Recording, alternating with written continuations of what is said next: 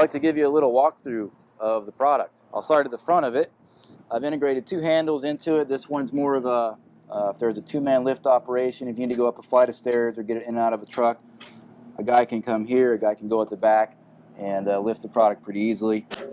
You'll notice it's got stainless steel covers around the entire base of the product. This enables you to do a wash down when you're done and not impact any of the components that are underneath the tub. You'll notice bumper guards. These are some pretty heavy-duty polyethylene bumper guards. 3 sets of casters. The first set up here is a small set of ball casters. You have a middle set, 6-inch rigid caster, and then a swivel caster in the back. If you ever need to go over a curb, you simply raise the front of the product up, put it up over the curb. You can slide it on these ball casters, and then you can hit this larger caster back here and it pops up really easily. Underneath the tub, behind these stainless steel skins, you have 3 devices. You have a heater, you have a blower, and you have a pump. So now I'll take you to the inside of the power tub. Simply remove the lid.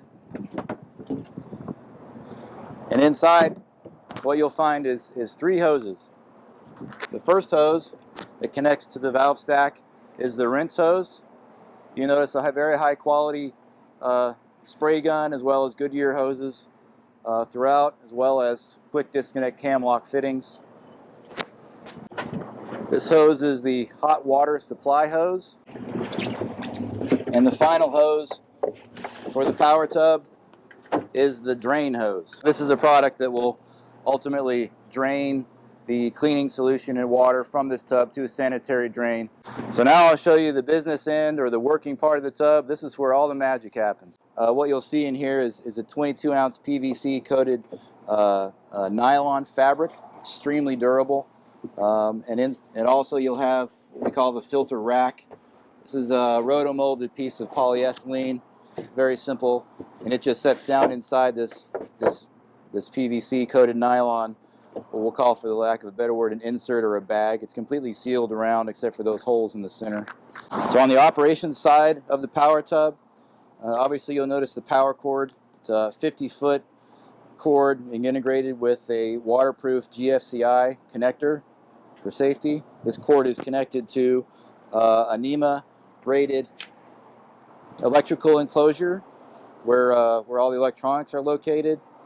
It's a very easy product to operate. You have a power tub on and off. You have a pump on and off. You have a heater on and off, and a blower on-off switch. Now I'm going to explain the valve stack. This is where all the hoses hook up to, and I've integrated really easy to connect, disconnect cam lock features, which I'll show in a moment. The bottom valve is a 3-way valve. This is where you hook up the hot water supply. So from this connection, you will go to the restaurant or commercial kitchen and find a hot water supply either through a sink or their hot water heater or someplace like that. This side of the 3-way valve is your rinse. This is where you'll basically hook up your hot water rinse and your spray gun hose that I mentioned a moment ago. And this single ball valve is where you hook up to your sanitary drain. This valve here is what enables the recirculation of the cleaning fluid, which I'll show you in a moment during the operation of the tub. So one of the great features about the power tub is the ability to control your waste stream. The power tub comes with a hose hanger for your sinks, which enables you to basically find any of the sanitary drain that you want to use inside of a restaurant. Ensure your compliance with City Code and the Clean Water Act as far as the waste stream of cleaning hood filters. So the hookups are very simple, and then a very simple adapter to any hot water feature you can find inside the commercial kitchen just to provide hot water to the power tub. Now we'll go ahead and hook up the hoses to the power tub itself. As you can see, I've already plugged in the power tub, so you notice that the Brutus off switch is illuminated in red. That's an indication that the device does have power, but nothing is on. So this is the hot water supply hose that is hooked up to a hot water supply inside the commercial kitchen. These all go on the valve stack very easily through this cam lock connector. Simply just put it in, lock it down. Now I'll hook up the rinse hose that's connected to our hot rinse spray gun. So now I'll hook up the sanitary drain hose that I showed earlier that's connected to the sanitary drain inside the kitchen. Again, another cam lock fitting, very easy.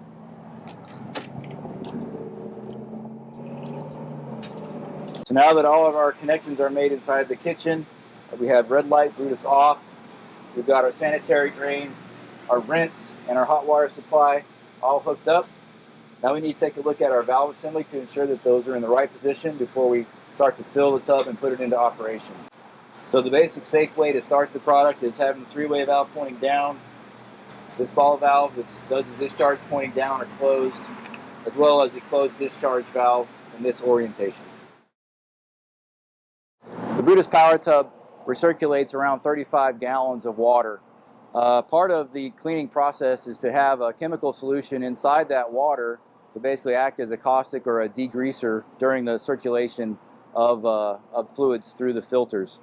I've used a product from ZEP called Zico 40 in the trials and development of the product. It works extremely well. One thing that's extremely important to note is that you need a low foaming cleaner no matter what you use. And another advantage of the power tub is the vast majority of the cleaning is done mechanically. So you really don't need much caustic or degreaser in circulation, which allows you to extend the life of your expensive cleaners. Brutus, the power tub, will do 8 filters at a time. You want to make sure that all the handles are orientated in somewhat the same direction. There's some filters out there have a retaining clip. If that filter is encountered, you probably want to load them with the clip this way and then one the clip this way, and they basically stack vertically inside the tub. You can notice some of the dirtiness of this filter in the stack that we're going to load. One of the main advantages of the power tub is its ability to get into all the tiny crevices and all the areas you can't see in the filter and clean it thoroughly. Because the process uses a constant flow, which I'll demonstrate in a moment, it basically allows the cleaning solution to intricate itself through all the veins of the filter and all these little crevices inside the filter to ultimately get it perfectly clean.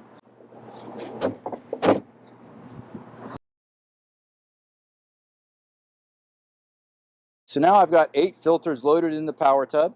They're all stacked horizontally. It's kind of important that you get these somewhat centered inside the tub, but just don't have them all crooked inside. We're going to use about 2 cups of the vac cleaner, Zico 40 from ZEP, to go through the process. And all these filters will be cleaned in about 15 minutes. The first step in using the power tub is to fill it with hot water.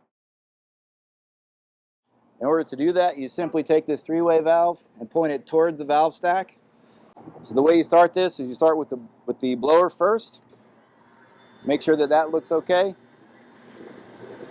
And then we'll go ahead and turn on the pump. We'll open up the discharge. As you can see, it's already starting its degreasing process. You can see it in the clear pipe. And then we'll turn on the heater to maintain heat in the water solution to ensure it has extended power and cleaning. The vast majority of the cleaning power of the power tub comes through mechanical action, not chemical action. What you're witnessing right now is the oscillatory nature of the cleaning method that the power tub utilizes. So what you'll see is a complete stack of 8 filters that's oscillating inside a water column. I've yet to turn on the recirculating pump. This just gives you an idea of one of the operations at work that cleans these filters in record time so thoroughly. Okay, so it's been 15 minutes. We're ready to turn off the power tub. So to turn it off, it's really simple. You start with the blower, turn off the heater, turn off the pump. And then you can put it into off mode so you don't accidentally turn on anything. Tight, you can see even down into all the small crevices. Basically all the grease that was on that filter is now gone. So now that we're done with the clean cycle, we'll go ahead and turn our hot water supply to a rinse mode. So basically all that does is diverts our hot water into our rinsing spray gun so we can go through each filter one at a time and give it a quick rinse.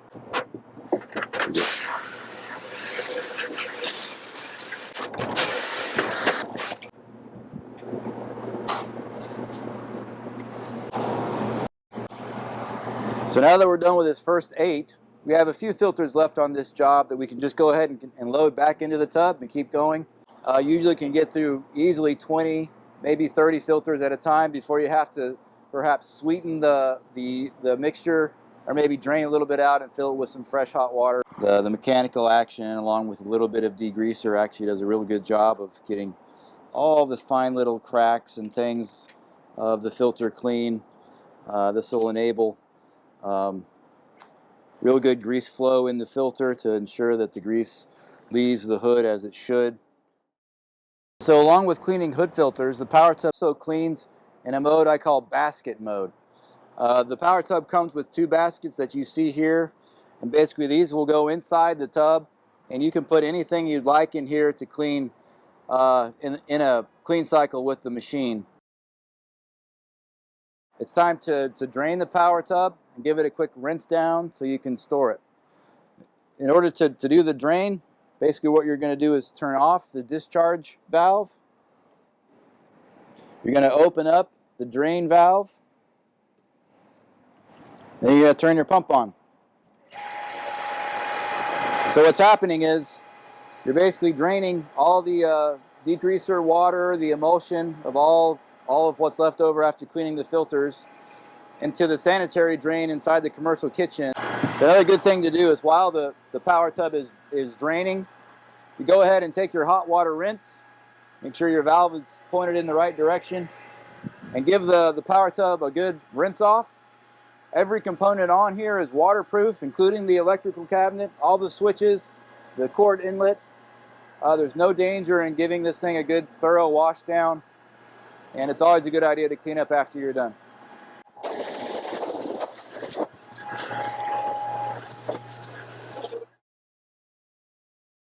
Now it comes time to store. The product is equipped with weatherproof items throughout. Even the pump and all the apparatus underneath the tub is all NEMA rated and suited for outdoor storage. It's an ideal storage place is in the utility areas behind commercial restaurants where they have the fenced in areas. Perhaps their dumpster or something is stored there. It's an ideal place to put it. The weather will not impact this at all. It's got low water drain for freezing climates. If you live in that environment, make sure you drain it so you don't hurt any of the components with freezing. Not only can the product clean your hood filters, it can also be used as basically a mechanized tub that you can use as a receptacle when you're cleaning the lower hood area. Imagine running your tarp the way you normally do, having it all go into the power tub. So to convert this into hood cleaning mode, the first thing you do is switch the drain port with the power rinse port. Very easily done with our cam lock connectors. Switch the two.